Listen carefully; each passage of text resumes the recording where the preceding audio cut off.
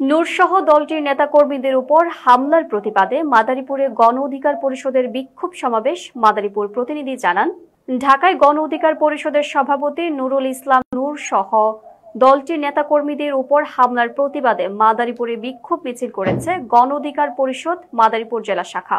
শনিবার 30 আগস্ট দুপুরে মাদারীপুর সদর উপজেলার মুস্তফাপুর বাসস্ট্যান্ডে ঢাকা বরিশাল মহাসড়কে প্রায় ঘণ্টাব্যাপী বিক্ষোভ করেন মাদারীপুর গণ অধিকার পরিষদ জেলা শাখা।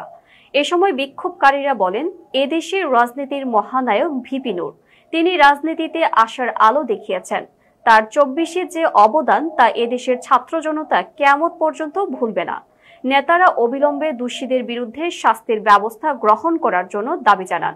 এ সময় উপস্থিত ছিলেন গণ অধিকার পরিষদের কেন্দ্রীয় কমিটির দুর্নীতি দমন মাদক নিয়ন্ত্রণ সম্পাদক নূর আলম মোল্লা, মাদারীপুর জেলা গণ অধিকার পরিষদের সেক্রেটারি শাহরিয়ার হোসেন মনির, সাংগঠনিক সম্পাদক আল মামুন, সিনিয়র যুগ্ম সাধারণ সম্পাদক আসাদুজ্জামান সুজন, অর্থ সম্পাদক আব্দুল কাইয়ুম, ছাত্র সমন্বয়ক হাফিজ মাওলানা মোহাম্মদ হাসিবুল্লাহ ও আব্দুল রহিম প্রমুখ।